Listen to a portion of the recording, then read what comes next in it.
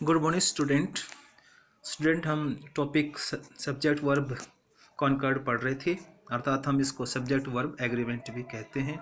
तो कल इसके बारे में हमने कुछ डिटेल से बताया था।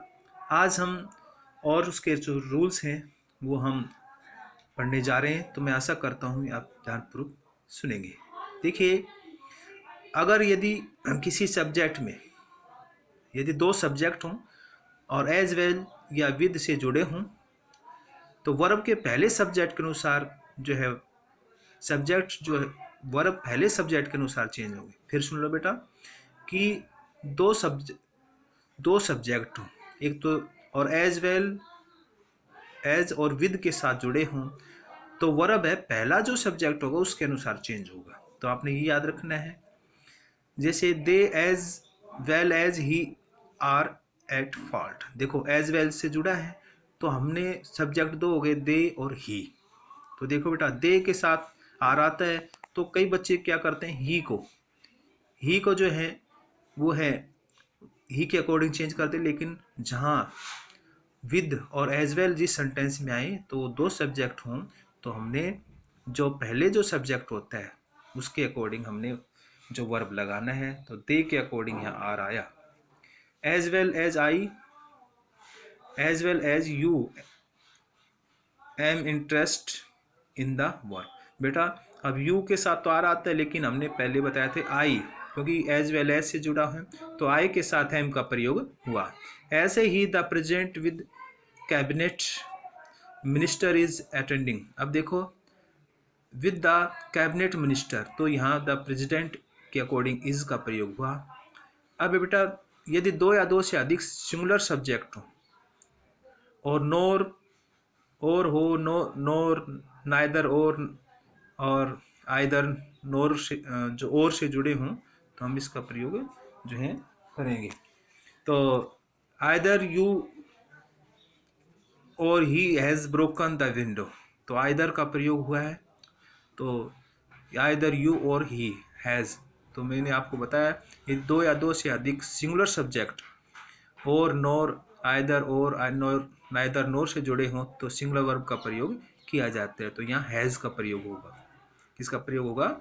हैज़ का प्रयोग। आइदर यू और he has broken the window. तो हैज़ ब्रोकन है, हैज़ सिंगुलर आया है। नाइदर और ही नोर हो गया तो यहाँ आई के साथ एम का प्रयोग हुआ। ही और हिज ब्रदर है तो इज का प्रयोग। तो बेटा यहाँ जो बाद का जो ऑब्जेक्ट होता है उसके साथ इस जो है उसके अकॉर्डिंग हम वर्ब का प्रयोग करते हैं। अब देखिए ही और his brother is going to be married. तो इज गोइंग हो गया।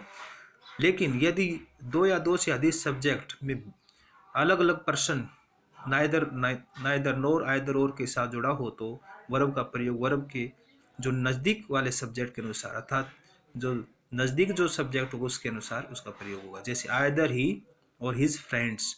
अब बेटा वर्ब के साथ जो सब्जेक्ट है हिज फ्रेंड्स हो गया ना तो आर का प्रयोग हुआ है। ऐसे नाइदर और नोर हिज फ्रेंड्स हो गया, आर का प्रयोग एट फॉल्ट हो गया। ऐसे यू है तो यहाँ ही के साथ नहीं यू के साथ आपने आर का प्रयोग करना है। यदि ईच एवरी आइदर नाइदर और ईच ऑफ मैनी ये सब्जेक्ट के शुरू में आए तो सिंगुलर वर्ब का प्रयोग किया जाता है। अब देखिए यदि ईच एवरी आइदर और neither of each of many ये सब्जेक्ट तो के शुरू में आए सिंगुलर वर्ब का प्रयोग किया जाता है। देखो every woman is in a unique creation in of the world.